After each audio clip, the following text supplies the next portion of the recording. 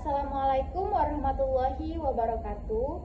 Perkenalkan, nama saya Ratna Desmayanti dari kelas 3C PGSD dari NIM 241186206042. Di sini saya akan melaksanakan tugas video micro teaching dari Bapak dosen pengampu Iri Hamzah SHI MHI dengan tema tantangan dan pembaharuan pendidikan Muhammadiyah. Baiklah, sekian. Wassalamualaikum warahmatullahi wabarakatuh.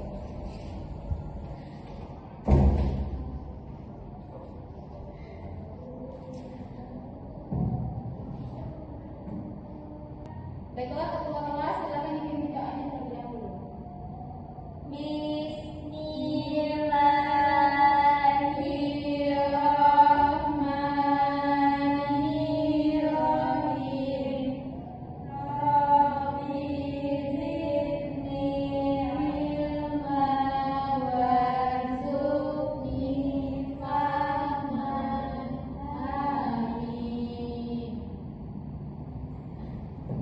Baik, Ibu Aksan terlebih dahulu ya.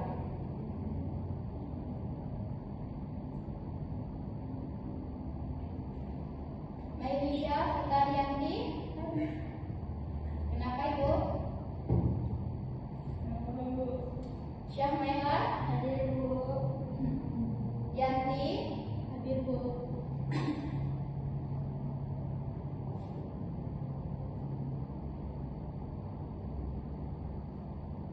Tolong hidupkan fokusnya. Sudah Bu, sudah Bu.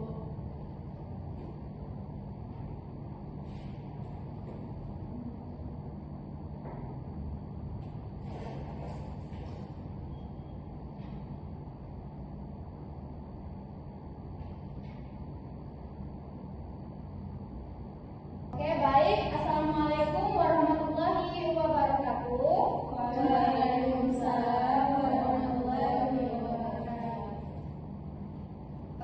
Baik, di sini hari ini kita akan belajar tentang tantangan dan pembaharuan pendidikan Muhammadiyah.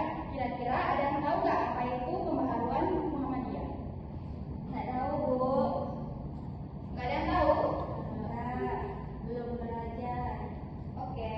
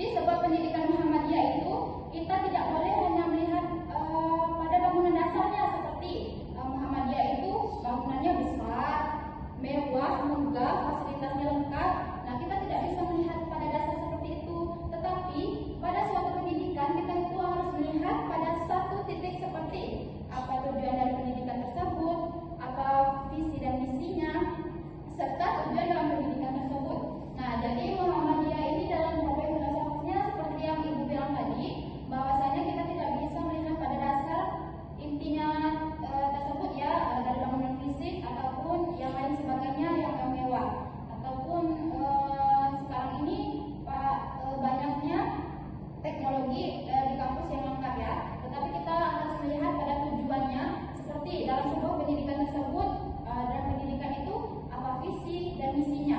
Nah, itu harus kita lihat, tidak bisa kita hanya lihat, wah itu bagus, berarti pendidikannya bagus. Nah, itu salah. Nah, di situ kita harus melihat bagaimana tujuan pendidikannya, visi misi serta lain sebagainya. Contohnya ya, dalam kehidupan sehari-hari itu kita lihat, nah misalnya ada keluarga kita yang ingin masuk di Universitas Muhammadiyah. Nah, dilihat di brosur itu sangat banyak sekali ya program-program Muhammadiyah itu, tetapi di dalam Muhammadiyahnya itu pendidikannya itu tidak berjalan. Nah, itu salah ya, itu yang harus kita luruskan, tidak bisa melenceng. Kemudian ada problem manajemen kepemimpinan. Berbagai penelitian menunjukkan sekolah yang berkualitas biasanya dikelola dengan manajemen dan kepemimpinan yang baik.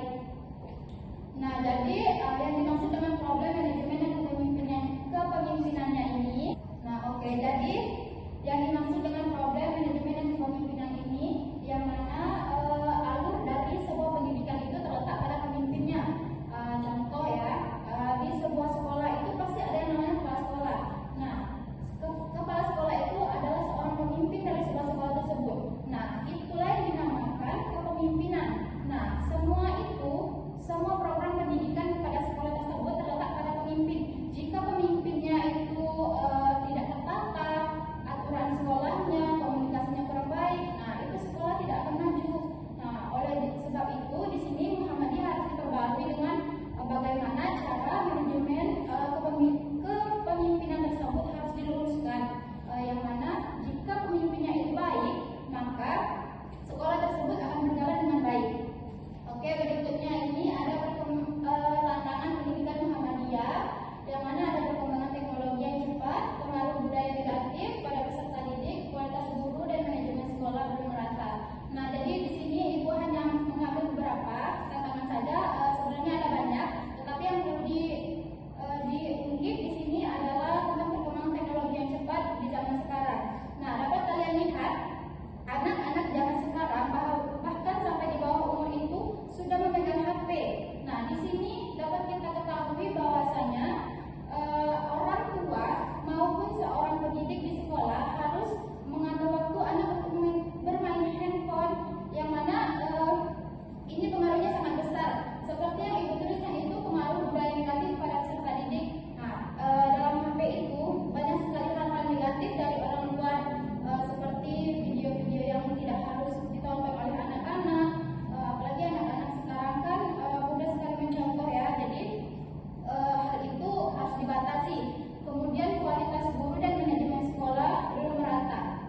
Jadi dalam sebuah pendidikan sekolah itu guru-guru harus lengkap, harus diperbaharui bagaimana pembelajarannya, serta bagaimana alurnya itu merata hingga terbentuknya kepemimpinan yang baik. Di sini ada pembaharuan pendidikan Muhammadiyah. Jadi pembaharuannya itu di dalam satu pendidikan itu ada kurikulum integritas agama dan sains, metode pembelajaran aktif dan digital, penguatan peran guru dan karakter siswa. Jadi di sini yang bakal diperbaharui ini sebagian ini ya di pendidikan, soalnya kurikulum itu setiap tahunnya pasti berbeda. Nah, di sini kita harus meluruskan kurikulum tersebut agar sesuai dengan pada zaman kita sekarang yang teknologinya canggih. Kemudian ada makna pembaharuan Muhammadiyah, yang mana upaya memperbaiki sistem menyesuaikan dengan perkembangan zaman berlandaskan nilai Islam dan tajdid. Nah, di sini dapat kita ketahui bahwa pembaharuan itu bukan berarti kita meninggalkan nilai-nilai Islam yang lama, tetapi kita tetap mengaruh pada pengalaman tajdid, yang mana pembaharuan Muhammadiyah. Semuanya itu harus dipembaharui sesuai mengatur dengan perkembangan zaman. Oke, sampai di sini ada yang ingin bertanya? Oke, jadi pembelajaran kita hari